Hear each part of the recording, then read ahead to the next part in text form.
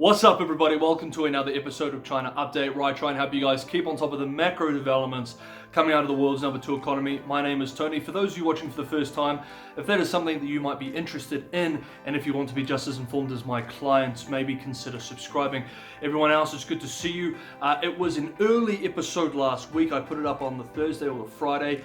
I couldn't get through the entire week, so I wanted to throw up a midweek episode this week because so much has happened over the weekend in China and at the beginning of the week in China, and hopefully there'll be another episode this Saturday or Sunday for the events and developments in the second half of this week. As always, if you enjoy the content, don't forget to smash that like button. It is a huge help. It's great for the community, for you guys who watch this, but it also tells the YouTube algorithm that this is real content from a real creator, which is a huge help for a small YouTube channel. That's what I rely on. And also a massive thank you to my Patreon supporters. You guys are awesome. Thank you so much for supporting a new YouTube channel. Okay guys, let's jump into this week's China update.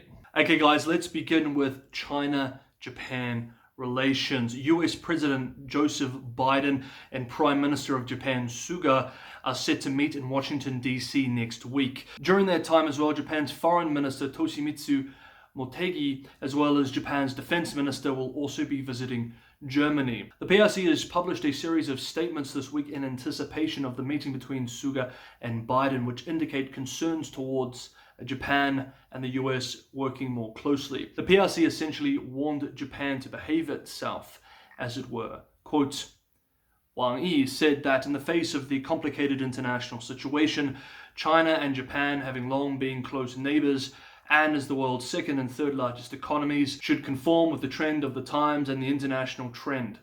China hopes that Japan, as an independent country, will look at China's development in an objective and rational way, instead of being misled by some countries holding biased views against China.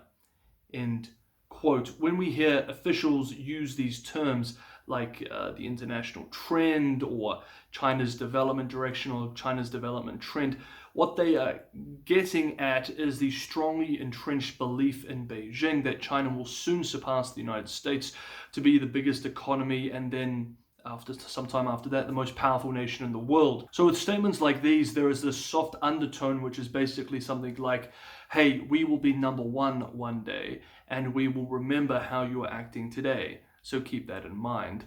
I would argue that in a common rhetorical move, which we have seen employed several times with other countries over the last 18 to 24 months, rather than recognize indigenous concerns within Japan domestically towards PRC behavior in recent years, which has caused Japan to turn to the US, India, Australia, the EU, and others in response, the state media and diplomatic apparatus in the PRC have articulated the moves as entirely the result of a larger US plan of containment, which the Japanese are being pushed into. This way, Beijing can paint developments like this as the unilateral actions of a hegemonic United States, rather than part of a diverse group of international actors increasingly concerned with PRC state behavior in both the West and in Asia itself.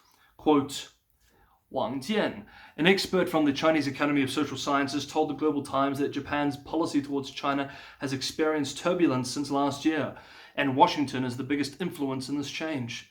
The US obviously doesn't want ties between China and Japan to get better, and Japan now is cooperating with the US on the latter's China policy. End quote. And in another piece by the same publication, quote, this round of turmoil in China-Japan relations tells us that Japan is an unreliable country. It is poor in diplomatic autonomy, and the influence of the US over it is absolute. Its diplomatic ethics are low as well. It is a country that has repeatedly hurt China in history, but has always been prejudiced against China while obedient to the US, which conquered it. Its diplomatic nature is not to uphold justice, but to yield to power. End quote. Seems that Japan is ready to be more assertive with the US and others to compete geopolitically with the PRC in Asia.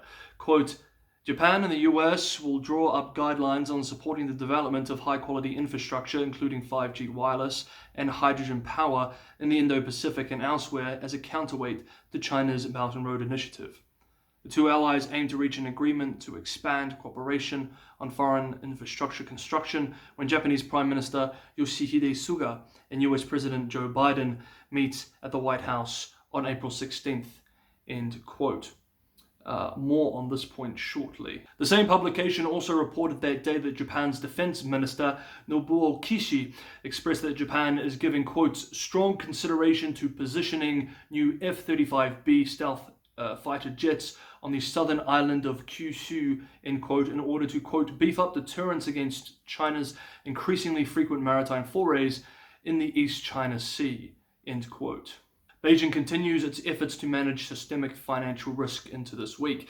Last Friday, the People's Bank of China, China's central bank, and the China Banking and Insurance Regulatory Commission, also based in Beijing, announced that banks considered too big to fail will be put into 5 categories and face a surcharge of between 0.25 and 1.5% on top of the mandatory capital ratios.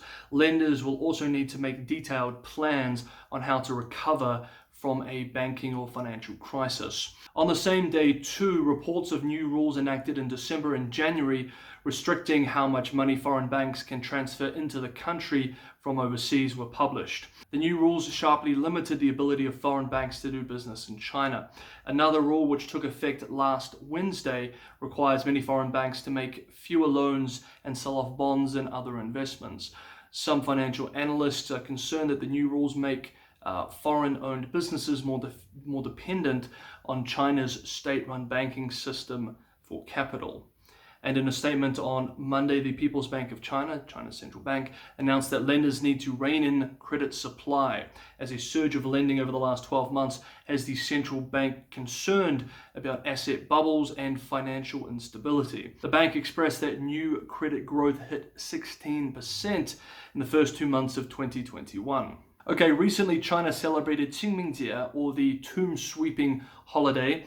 This year, residents had a 3-day holiday. I took the time off and went to Shanghai for one of those days. It was very lovely. And with travel restrictions loosened since the Spring Festival a few months ago, there was a built-up demand for travel. Now, during these sort of times, during holidays, I like to look at official data on numbers of trips made and the amount spent by consumers over these periods, these national holidays, because I think they are an excellent proxy for household consumption and consumer confidence generally. So what were the results this year during the tomb sweeping holiday?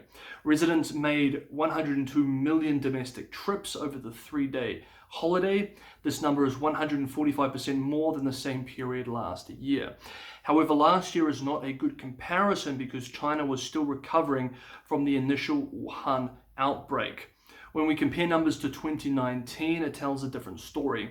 Total trips were 95% of their level in 2019, according to the Beijing-based National Bureau of Statistics, and spending was even worse, with tourism revenue only 57% of the level in 2019, about 27.2 billion yuan, or $4.2 billion lower than 2019. Over the weekend, a fascinating and timely, I think, report called Strengthening the Global Semiconductor Supply Chain by the US Semiconductor Industry Association and Boston Consulting Group was published. Among other things, the report found that the manufacturing of the most advanced chips is completely located in Asia, 92% of it in Taiwan, and that if Taiwan was unable to make chips for a year, it would cost the global electronics industry almost $500 billion in revenue. The report goes on to say, quote, the global electronics supply chain would come to a halt, end quote. So on this topic, this week, Taiwan Semiconductor Manufacturing Co.'s CEO told clients in a letter that the company plans to invest $100 billion over the 3 years through 2023 in advanced semiconductor technologies to deal with a, quote, structural and fundamental increase, end quote, in chip demand. To meet this cost, Taiwan Semiconductor Manufacturing Co. will be asking clients to accept higher prices. The Taiwan-based semiconductor company has seen an explosion of demand over the last year. Semiconductors are increasingly an important geostrategic resource as well. On Wednesday, US President Biden published a plan which seeks to subsidize domestic manufacturing and chip research. The plan calls for $50 billion to go towards production incentives and research and design, including the creation of a national semiconductor technology center. Now, tying this back to the first story on China-Japan, Japanese media reports this week that the US and Japanese governments will cooperate to secure a supply chain for strategic technology components such as semiconductors. Quote, "The two sides will set up a working group to determine how to divide tasks between them, such as research and development and production. They hope to agree on a project when Japanese Prime Minister Yoshihide Suga and US President Joe Biden meet in Washington." End quote. Now, we started with Japan and China. Let's move down to the South China Sea. Last weekend, the Filipino government said that they had found illegally built structures on features of Union Banks, which is near the Whitsun Reef, an area claimed by the Philippines to be part of their EEZ, exclusive economic zone, in the South China Sea. Also, that Chinese vessels had remained stationed there since March. The Filipino side believes the vessels to be People's Armed Forces maritime militia boats. The Foreign Ministry of the Philippines expressed that it would protest daily if the PRC refused to withdraw the boats, which, quote, "blatantly infringe on Philippine sovereign rights," end quote.